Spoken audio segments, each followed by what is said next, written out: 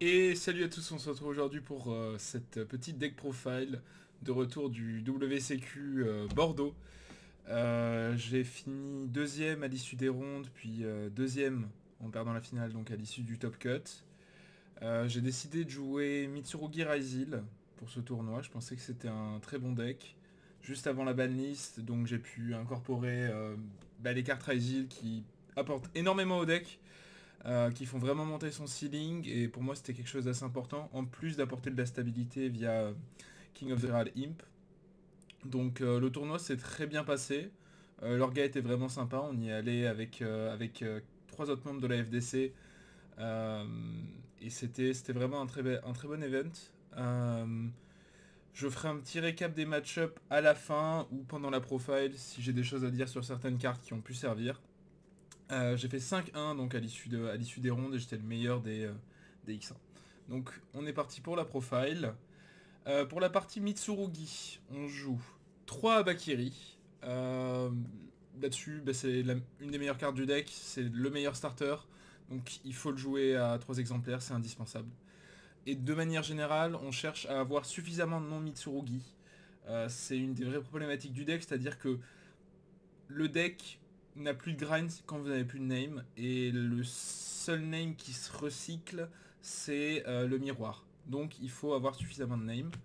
Donc c'est pour ça que je joue 2 Murakumo, en plus de l'application où on aime bien en avoir un qui soit en rotation sur le terrain ou dans le grave, et en avoir un autre qu'on tutorise pour avoir, pendant le tour adverse, pour avoir le Play Magatama Ritual Summon, qui est moins évident à gérer que celui qui est déjà présent dans la rotation, puisque l'autre est en main, donc tant que vous avez un monstre que vous pouvez sacrifier, le Murakumo est une vraie menace.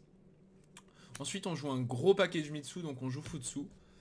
Futsu, c'est une carte incroyable dans Mitsurugi, c'est la carte qui va vous faire gagner énormément de parties, parce que il va rendre votre board, enfin, vous n'allez pas pouvoir mourir, et vous allez générer énormément de ressources pour le follow-up. C'est vraiment une carte fantastique. Ensuite, pour les petits, on joue un de chaque et un Nightsword Serpent. Euh, dans les listes plutôt pures, on peut avoir tendance à jouer 2 Aramasa. Le problème de Aramasa, c'est que c'est une normal summon, et qu'on a des meilleurs normal summon dans le deck, en particulier post-side. Aramasa, c'est... En fait, on veut vraiment y accéder via prière, et pas autrement.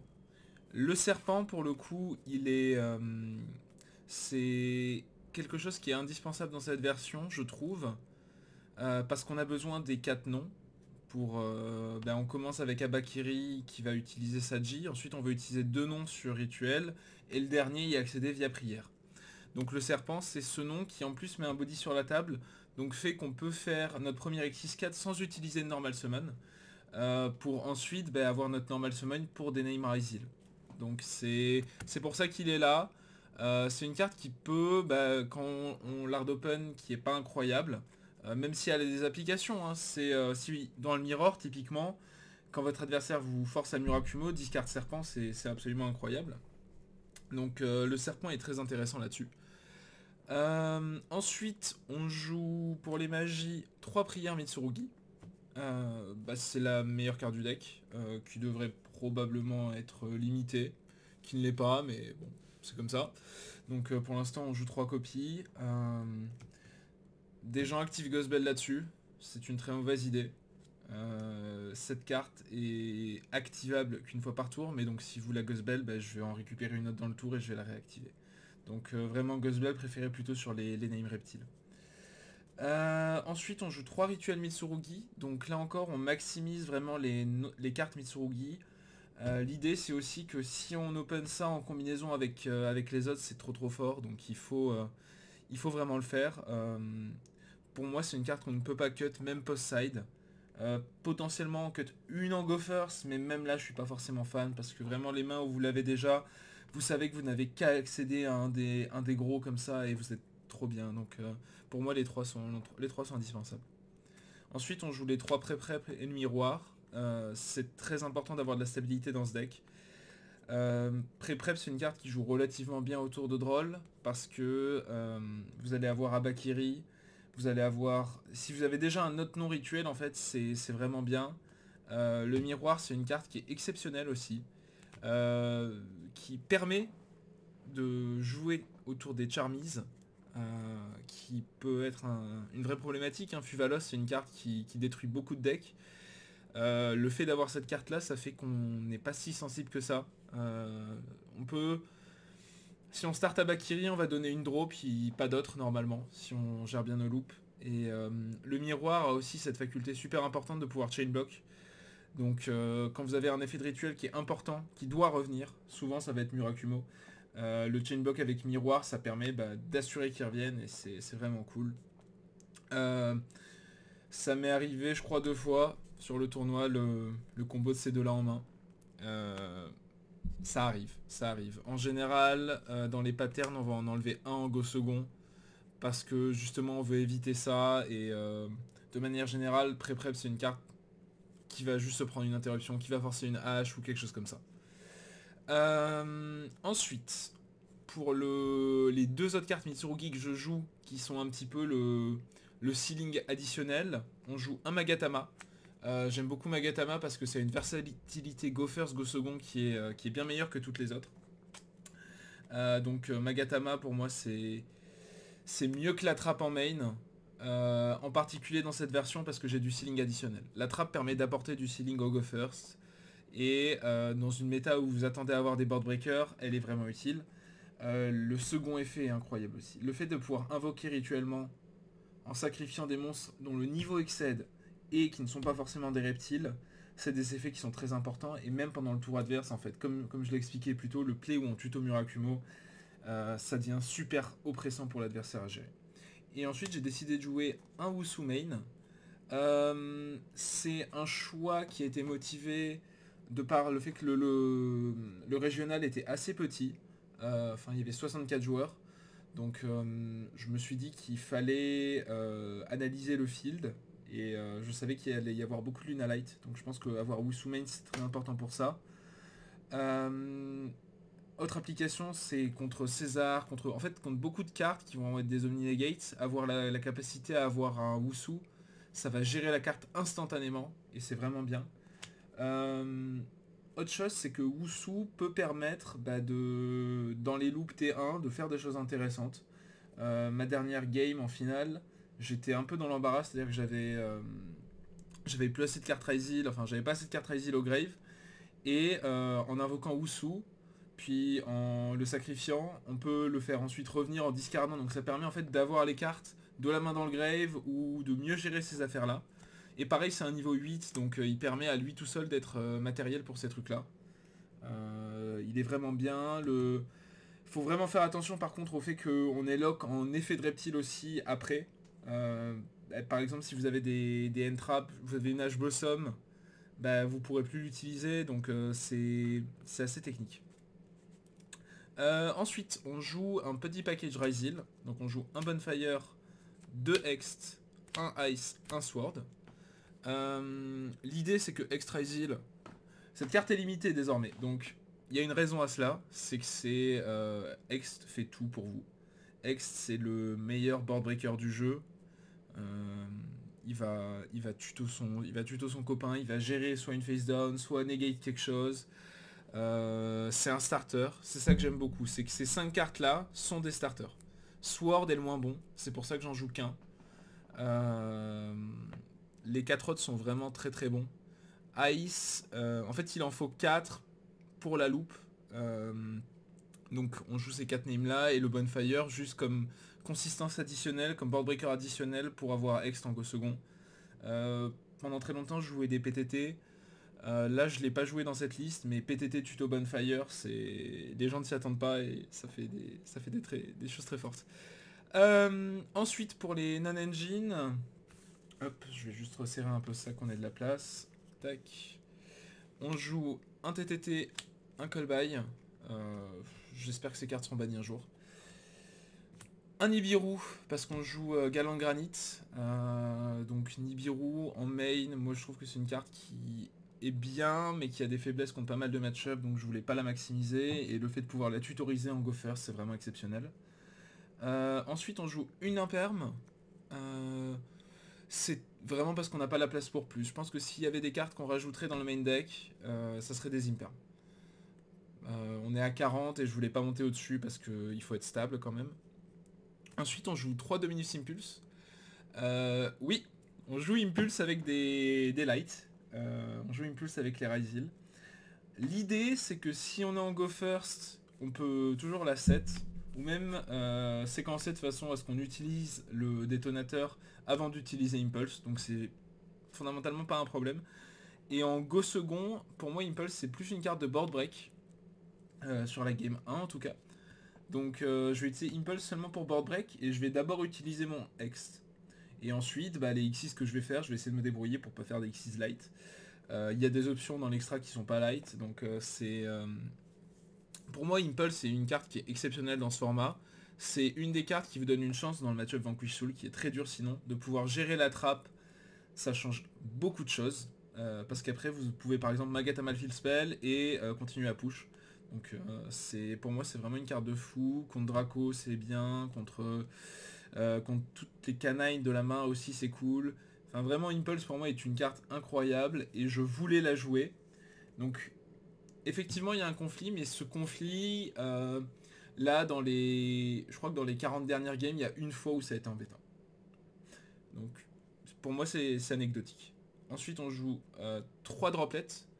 Pour moi, droplet, c'était, avec Impulse, la meilleure non-engine du format. En particulier dans ce deck, parce que vous jouez beaucoup de magie, donc vous pouvez assez facilement gérer le Herald. C'est aussi une carte qui permet d'arrêter les early play, Canine ou Vanquish pendant votre tour. C'est une des seules cartes qui permet de faire ça et qui permet aussi... On a des problèmes de riche, c'est-à-dire que notre board a tendance à être trop rempli à cause de Futsu et de toutes les cartes qu'on va avoir sur le board. Et donc avoir les droplets pour vider le board, c'est important. Ensuite on joue 3 Fuva. Fuva qui permet dans ce deck là de piocher beaucoup de cartes d'engine. En fait, si on a des cartes d'engine en combinaison, le deck devient trop fort, devient inarrêtable. Donc si Fuva se résout, on a globalement gagné. Et même en fait, si Fuva bait une Ash Blossom, ça veut peut-être dire que notre pré-prep va passer. Donc même se faire H le Fuva, c'est pas si grave dans ce deck là, parce que vous avez des power cards derrière qui vont faire énormément. Donc pour moi, les 3 Fuva étaient aussi mandatory. Encore plus à l'avenir quand il n'y aura plus Paradise. Ici, c'était un peu le seul truc sur lequel je me sentais pas très bien, c'est de me dire je vais Fuva, je vais me prendre Paradise, je vais perdre. Ça n'arrivera plus à l'avenir, donc je pense que Fuva il est à garder ici. C'est une carte qui fait beaucoup trop, qui devrait probablement être bannie aussi un jour. Donc voilà pour l'extra deck. Comme je vous l'ai dit, on est à 40 cartes exactement. Hop. Ah oui. Ça m'est arrivé aussi très souvent d'avoir ces deux là en main. Du coup, le play où on se fait Hext en envoyant Aggregator. Et on fait juste Aggregator. On fait pas Sword. On fait pas tuto Hext. Enfin, on fait pas la tuto de Hext de Sword. Mais bon, c'est la vie. Ensuite, on va passer à l'extra deck. L'extra deck commence par Agrégateur Mérologique et Vallon, parce que c'est les meilleurs targets de Hext. C'est un peu les seuls aussi, mais ça donne en fait une toolbox de board break qui est exceptionnelle. Vraiment, ces cartes sont folles. Le fait de pouvoir les rattacher avec des taux pour faire proc des trucs à des timings auxquels les gens s'y attendent pas, c'est top aussi. Donc wow, c'est des bonnes cartes. Ensuite, pour les Ryzil, on joue seulement un Déto, un duo. Le deuxième duo m'a pas trop manqué. En fait, sur la loupe, de manière générale, le fait de pas pouvoir attacher sur duo, c'est pas trop grave, à mon sens. Et l'extra deck est quand même assez serré, donc je voulais pas me permettre de mettre un duo drive. Duo drive aurait probablement été la 18ème carte de l'extra, quelque chose comme ça. Déto, je ne vais pas élaborer plus là-dessus. Merci à Lulu pour ce magnifique Déto Secret avec la Storm des Worlds. On la voit pas trop, mais elle est là. Un moment de tristesse pour ce brave roi des lutins sauvages. C'était sa dernière run. Il a fait beaucoup. Il a fait beaucoup aujourd'hui. C'est une carte qui est trop forte. Qui rend les Ryzil des starters, qui devrait être banni. Qui est banni. Donc c'est bien. Ensuite, on va passer à la partie sur les cartes qu'on utilise aussi en Go First. Ça va être du Gareth et Granit. Donc l'idée de la loupe, c'est d'avoir Granit normalement, sauf si le match-up est pas bon, ou sauf si on a déjà Dronib. Dans ce cas-là, on va faire du Gareth pour essayer de piocher Dot Non-Engine, pour pouvoir arrêter l'adversaire. Et en fait, c'est des cartes qui arrivent très très tard dans la loupe. Et donc on a déjà eu moyen de vider complètement le deck, et on va forcément piocher des non-engine, parce que toutes les Mitsu sont déjà sorties, toutes les Razier sont déjà sorties. Donc il va toujours avoir de la value. Et pareil, l'effet de doubler l'attaque, je vais parler un peu juste après là des autres Xyz de l'extra deck. Ça c'est un peu le côté toolbox que j'aime beaucoup, la toolbox X64 qui est très forte. Donc dans cette toolbox, lui, du Gareth et Light Dragon, c'est notre plan contre Lunalight, en plus du Wusu. Mais s'il y a les deux towers, il faut mettre en place Dragon de Lumière, mettre en place du Gareth, faire un effet du Gareth pour doubler l'attaque, ensuite Wusu. Enfin, le séquençage est très compliqué. Ça arrive pas souvent, mais ça peut arriver. En tout cas, le Dragon de Lumière, même contre Vanquish, c'est une carte qui est folle.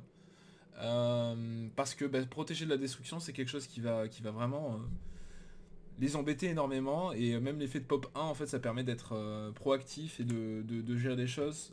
Là où Detto, il est un peu plus passif. Dans la même veine, on a Tornado Dragon, parce que des fois, il y a des backrows embêtantes qu'on veut gérer. Pour le coup, Tornado, je l'ai invoqué ce tournoi et il m'a bien aidé, donc il est cool. Baguska, c'est un plan B, et c'est aussi des fois un plan A contre certains decks qui le prennent énormément, genre Vanquish Shul, typiquement. J'en parle beaucoup alors que ce deck n'existe plus, mais il existait très fort jusqu'à il n'y a pas longtemps. Et la dernière, c'est Rhapsody. C'est vraiment de l'utilité pour le coup, c'est juste que contre certaines variantes Finsmith, ça permet de forcer la trappe. Et de manière générale, c'est dans des situations auxquelles on pense pas à l'avance, où on se dit, si là je bannis cette carte du grave, j'ai gagné. Donc il est là pour ça. Je pense que ça aurait pu et que ça aurait peut-être même dû être un Twins of the Eclipse. Je pense que Twins aurait pu apporter pas mal de choses. Ouais, je pense que Twins aurait pu me faire gagner une ou deux parties aujourd'hui. Donc typiquement, je pense que Rhapsody il pourrait être échangé. Mais ça reste une bonne carte. Ensuite, on va passer au lien. Donc on joue IP. Parce que dans la loupe classique qu'on va chercher à avoir, ça va être IP, Detto, Murakumo Futsu, avec Abakiri et tous les Neimo Grave. Et on va avoir soit Tutonip, soit Draw 2 avec du Gareth. Et on va avoir toujours cette IP ici qui va rajouter une pression en plus. Et, les deux targets de IP, c'est Dynamondo et SP Petite Chevaleresse. C'est les deux qui sont intéressants. Dynamondo, des fois c'est mieux que SP parce qu'on a besoin de gérer des choses. Ça permet de remettre un name dans le deck, donc pour apporter un poil plus de grind. Et aussi, des fois on va le faire sur le T0 pour avoir, quand on se prend de roll typiquement, ça va être un play où on va faire Dynamondo pour pouvoir quand même avoir un Murakumo qui revient pendant le tour adverse pour board wipe. Des fois c'est la meilleure chose à faire. Donc Dynamondo pour moi il est pas cutable. Et la dernière c'était un peu un flex spot.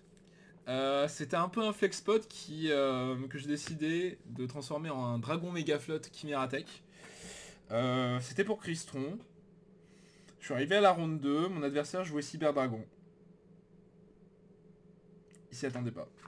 Voilà, donc pas de regret de l'avoir joué, c'est une carte intéressante. Ensuite, le side deck. Le side deck, c'est là où il y a pas mal de petits trucs un peu épicés, je trouve. J'ai une construction de side deck qui est assez particulière. Donc, les 5 premières cartes, c'est ce que j'appelle le package FTK. L'idée, c'est que vous voulez, en Go First, gagner. Donc, qu'est-ce qu'on fait? On rajoute des cartes broken. Ces cartes broken, donc c'est une piège Mitsurugi et des Name Raizil. Cross est une carte délirante. Et en fait on veut aussi se protéger un peu de Droll. Donc l'idée c'est que Ice va devenir une carte qui vous protège complètement de Droll via Star. Qui est quelque chose de vraiment cool. Et même en fait en rajoutant des Name Raizil, on joue un peu mieux autour de Droll je trouve. parce qu'on va être en mesure souvent d'établir un niveau 4, enfin pardon, voilà, on va faire une rituel pour invoquer un Murakumo, on va être en mesure d'établir un niveau 4 via le serpent, et en ayant juste une petite spé en plus, ça va permettre d'avoir à côté de ça un Baguska ou un Xyz qui met une vraie pression à l'adversaire, même sous droll. Donc pour moi ces 5 cartes elles ont été super utiles tout le tournoi. Elles rentrent que en go first. Qu'on soit bien clair, c'est des cartes qui ne rentrent que en go first. En go second j'ai même tendance à enlever un ice. Donc on garde juste 3 hext, 1 sword. Comme ça conflicte encore moins avec Impulse. C'était souvent ce que je faisais et ces 5 là elles rentraient toujours en first. J'ai trouvé que c'était mieux que des jugements en fait parce que je me dis si je suis en mesure d'établir mon board, j'ai pas besoin d'avoir un jugement derrière. Je veux juste plus de façons d'établir mon board. Et bah ça c'est des cartes qui aidaient à faire ça. Ensuite on joue 3 drolls. Parce que bah, Mitsurugi est un deck qui est fort. Il faut donc le contrer. Pareil, c'est très fort contre Vanquish. En fait, l'idée c'est de remplacer les Fuva par Droll contre Vanquish parce que sous Droll c'est plus dur d'établir le Paradise. Selon le start, il va potentiellement pas avoir assez de name canine ensuite pour établir son Paradise, donc Droll est vraiment pas mal là-dedans. Et pareil, enfin oui, c'est vraiment pour le match-up le Mirror quoi. Le Mirror et on a vraiment besoin de ces drôles là. Et pareil, les match-up un peu rogue en général, c'est une carte qui les calme bien. Ensuite, on joue des Floraisons de Cendres. Un des match-up qui me faisait pas mal peur, c'était le match-up Dracotail. Parce qu'un bon joueur Dracotail, il va être capable de vous faire un Mystérion Dragon à un timing qui vous fait très mal. Et pareil, Flame en fait va faire que vous allez perdre beaucoup de flexibilité parce que vous allez perdre une magie à n'importe quel moment. Et donc la hache va permettre de gérer ce cas de figure là. C'est aussi une carte qui rentre contre les variantes Finsmith par exemple, je vais mettre hache parce que sur Requiem c'est très fort. C'est une carte qui reste forte, que je peux rentrer aussi en first si j'ai vraiment peur des charmy adverses, selon ce que je peux me permettre de retirer du main deck. Donc content d'avoir joué ces 3 H là. Pareil, on joue 2 Imperm, comme je vous l'ai dit, j'aurais bien aimé avoir 3 Imperm dans le main deck. L'idée c'est pareil, c'est que contre les variantes canine, on veut pas faire proc le Paradise, mais il faut quand même des interruptions. Imperm reste une carte qui, couplée avec Impulse, fait des folies. Donc elle rentrait assez souvent ces deux-là. Ouais voilà, c'est vraiment bien. Ensuite on joue un autre Nibiru. Donc pourquoi 1 et pas 2 parce qu'il n'y a pas la place. Parce qu'il n'y a pas la place, parce que en fait ça c'est vraiment la 14e carte. Et la 15e était déjà réservée. Donc j'ai pas pu en mettre un de plus. Mais s'il y avait une place de plus, ça serait le 3e Nibiru. Nibiru en fait c'est un peu dans la même idée que Droll. C'est que c'est des cartes qui sont un peu des skill checks, c'est-à-dire que si votre adversaire s'en mêle un peu dans sa loupe, Nibiru et Droll vont le calmer, ça va permettre de punir les rogues qui ont souvent pas trop d'options contre ces cartes-là. Et même en Go First, bah, en fait, comme dit plus tôt, si on peut faire du Gareth Draw plutôt que Granit, c'est bien. Donc jouer le deuxième en Go First quand on sait que c'est quelque chose qui va nous avantager, c'est bien. Surtout que Nibiru, bah, il fait proc nos monstres, donc c'est cool. Et la dernière carte du side, dédicace à la gadget et en particulier Tanguy, c'est un Linguribo. On avait entendu des rumeurs qu'il y avait des gens qui voulaient nous Ibli lock, donc on se dit Linguribo c'était pas mal. Voilà. C'est la fin de la profile, voilà, vous avez vu tout mon deck. Pour faire un petit récap de mon event, donc les match-up que j'ai eu c'était ronde 1 live twin contre Nico. La game est allée à la ronde 3 jusqu'à 49 minutes. C'était très serré. C'était très serré, c'était une très belle game. Donc j'ai gagné le dice et j'ai gagné 2-1. Ronde 2, j'ai joué contre Cyberdragon. J'ai perdu le dé, j'ai gagné 2-0. La première, Chimeratek a fait le taf. La deuxième, il a joué au tour, mais j'avais une main d'engine qui a permis de le filouter. Dédicace à Extra Easy, là. Ensuite la troisième je joue contre Yumi, je gagne le dice et je gagne 2-0. C'était cette fois où je me suis fait Ibli Lock et où j'avais pas rentré Linguribo. Ça arrive. La 4 je joue contre Mitsu Finsmith. Donc je vois pas les Finsmith je crois jusqu'à la 2 ou la 3. Je m'y attends pas forcément et ça me fait jouer autour d'Impulse sur des steps un peu bizarres. Je gagne le D, je gagne 2-1 aussi, mais en tout cas un adversaire super sympa, Louis de Bordeaux, bah, un mec comme ça.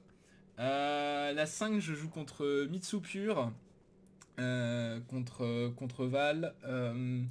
Je gagne le D, je brique à la 1, malheureusement on ouvre 2 droplets Infuva, pré-prep et miroir, donc la main ne fait rien. Bah, la 2 je l'ai EFTK, la 3 il me FTK.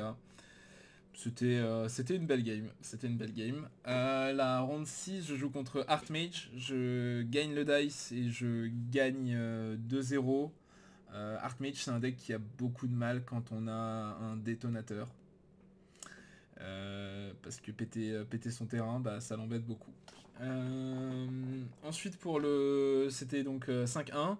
Ensuite on passe au top cut. Au top cut je gagne la première contre Raphaël 2-1 qui jouait Vanquish Canine. Je perds le dé, il brique à la 1. Donc c'est compliqué. La 3 il n'a pas vraiment d'interruption.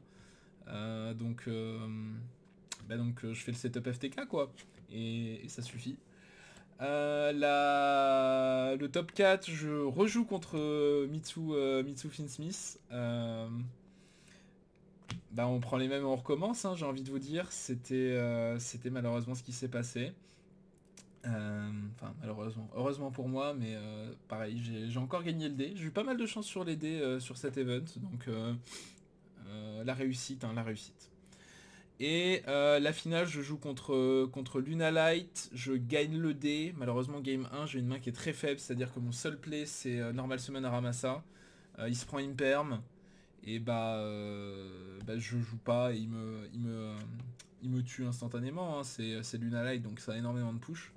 La 2, je fais un bon setup.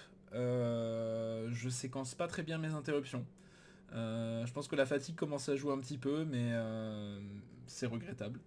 Je pense qu'en séquençant mieux, j'avais peut-être une chance de la gagner, celle-là. Donc, tant pis.